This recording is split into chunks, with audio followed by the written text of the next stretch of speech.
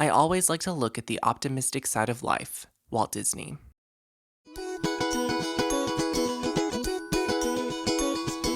Hello everyone, thanks for listening to Diz Connected, an unofficial Disney podcast of magical proportions. I'm Whit Laxon, your Disney enthusiast host, and coming up... No matter what type of animal you are, change starts with you. I'll discuss Disney Animation's newest hit, Zootopia, with my friend Katie Carter. But first, it's the House of Mouse news you need to know in this week's Disney Download.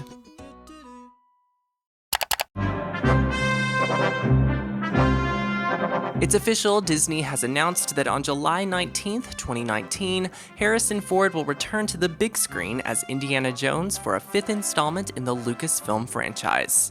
Steven Spielberg, who directed the previous Indy films, will return to the director's chair for this next adventure, which for now is untitled. Veterans to the series Kathleen Kennedy and Frank Marshall will produce the project, with longtime Spielberg screenwriter David Coep slated to pen the script. Now, we had heard rumors about a fifth Indiana Jones for a while, but I think we were kind of under the impression that Harrison Ford would not be returning and that someone else would be taking over the role of Indy. He is coming back, though, and because the most recent film in the series, 2008's Kingdom of the Crystal Skull, was not well received, I'd say this is a chance to redeem the franchise with Harrison Ford. I mean, personally, I don't hate Kingdom of the Crystal Skull, but I totally understand why it's not as beloved as the original three movies. I mentioned that David Coep will be writing the script for this new film, and he was actually a Crystal Skull co-writer, so there has definitely been some concern there from fans. Anyway, though, back to Harrison Ford coming back to do this. You know, he's getting up there in years, but as proved by Star Wars The Force Awakens, he's still got it, no question. Indy 5, 2019, looking forward to it. All right, I've run out of patience. On to roost! Hey, everyone. Well, the latest trailer for Captain America Civil War features our first look at the new Spider-Man, who is finally joining what is known as the Marvel Cinematic Universe.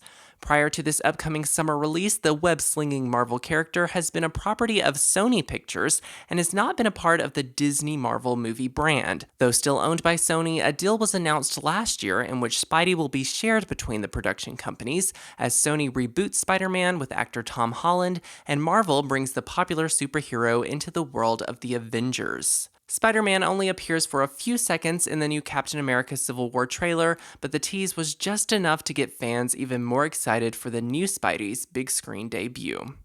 All the memes, all the memes. So Spider-Man has always been my favorite superhero, and even though I've kind of lost a bit of interest in all these Marvel movies over the years, I'm definitely excited to see Spider-Man with all of these other characters. And I'm also really excited about Tom Holland playing, Peter Parker / Spider-Man, because I saw the movie The Impossible that he stars in with Naomi Watts, and he's fantastic in that. So sorry things didn't work out for Andrew Garfield, but yeah. Hello, I am Baymax, your personal healthcare companion. It's been announced that in 2017, Baymax is coming to Disney XD.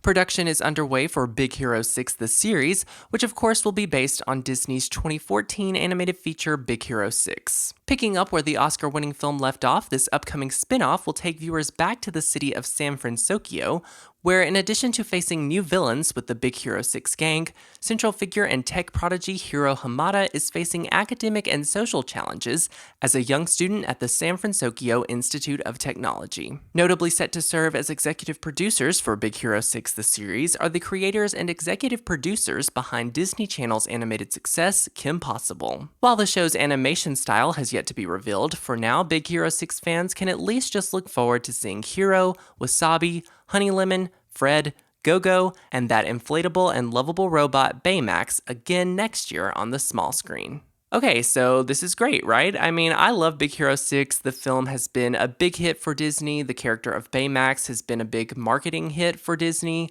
I hope that the original voice cast will be able to return for this project because I follow some of them on Twitter and they're awesome. I feel like this show will fit the brand of Disney XD really well, which is, the home to these Marvel shows and Star Wars shows. And what especially sparks my interest is that the creators of Kim Possible are executive producing this. So let's just have them bring back Kim Possible too. Come on, I miss KP. And I know I'm not the only one because I still hear the little dun dun dun beep all the time coming from people's phones. I need to get that.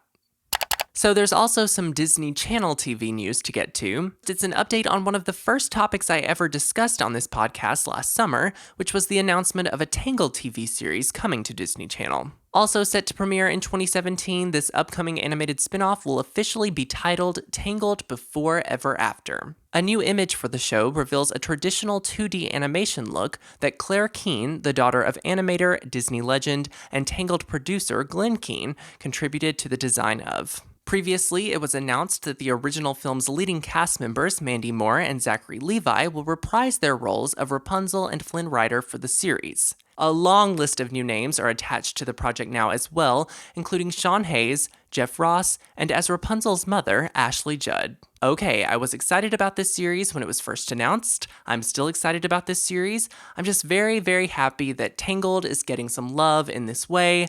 I mean, hashtag Team Tangled.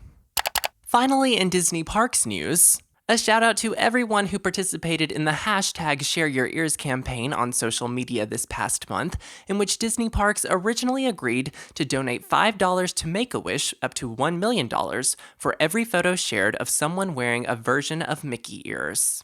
Because of the campaign's massive success, Disney's donation was doubled, giving $2 million to support Make-A-Wish, making even more dreams come true for children with life-threatening medical conditions. Obviously, this has been a great campaign. I was happy to share a picture with my ears. Disney Parks are a top choice for Make-A-Wish kids. So again, a shout out to everyone who participated in hashtag Share Your Ears. And of course, a shout out to Disney Parks for the amazing donation. And with all that being said, Disney download complete. Zootopia, a gleaming city where animals of all breeds, predator and prey alike, live together in peace and harmony. Hi, I'm Judy, your new neighbor. Yeah? Well, we're loud. Don't expect us to apologize for it. Well, Disney Animation's newest release, Zootopia, opened on March 4th and had the biggest opening weekend box office record of any Disney animated film. I saw Zootopia, and joining me via FaceTime, actually, to review the movie is once again my friend and fellow Disney enthusiast, Katie Carter. Hey, Katie. Hey, Whit. Hey. Katie writes movie reviews for Examiner.com, and she's going to start off this review with our synopsis, so go for it, Katie. Yeah, well, Zootopia takes place in a world where animals are highly evolved. They really behave more like humans. And the main character is a little bunny named Judy Hopps, and she dreams of becoming a police officer. So she ends up becoming Zootopia's first rabbit police officer. And she is tasked with a missing persons case. So she has to go find this animal who has gone missing. She has 48 hours to do so, and she ends up enlisting the help of a fox named Nick Wilde, who's kind of more like a con artist type, to help her out. And, of course, foxes and rabbits are natural enemies, so there's kind of some friction there, but that plot kind of sets up some larger issues, which are really interesting to get into. Yeah, exactly. Yeah, well, the movie is a mystery, which is a little bit different for Disney, especially Disney Animation. We haven't seen that too much. Maybe you could say 101 Dalmatians, maybe Who Framed Roger Rabbit, but this is new territory, kind of. This is not a musical, this is just a comedy, but it's also a mystery, and I really liked the vibe of this movie as far as doing something different that we haven't seen from Disney Animation, I don't think.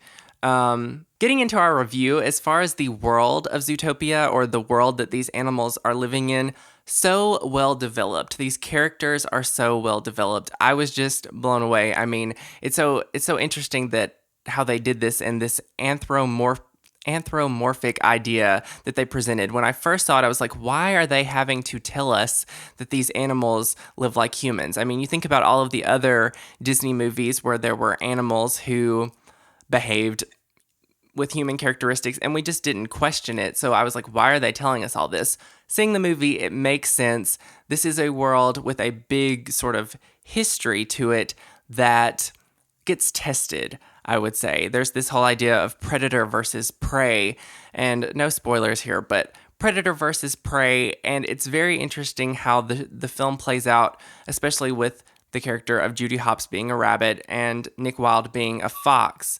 And I would just say that I really appreciated how Disney took on civil rights, basically, the topic of civil rights, all these social issues in a Disney movie. It was very surprising, but I personally really, really enjoyed it. And when I caught on to the message, I was just like, yes, thank you, Disney. This is amazing. What about you? Yeah, I mean, it was really a perfect way to, use the medium to, both entertain, but also get across a more important message that's very relevant to our society today. And they just handled it very well. I mean, it does become very apparent where they're getting at, and I'd say maybe like the third act of the movie. But there are kind of these little hints leading up to that suggest that there are these underlying tensions between the predators and prey. So when it does kind of become very apparent what's going on later in the movie, it doesn't seem like it's coming out of nowhere. Right. It's a comedy, so, you were saying that while there is this message to it, there's also this entertainment value to it where the comedy is just really funny. There are so many innuendos in this for the adults that it's just, wow, laugh out loud at some points. Also, there are so many Easter eggs in this movie for Disney fans. Yeah.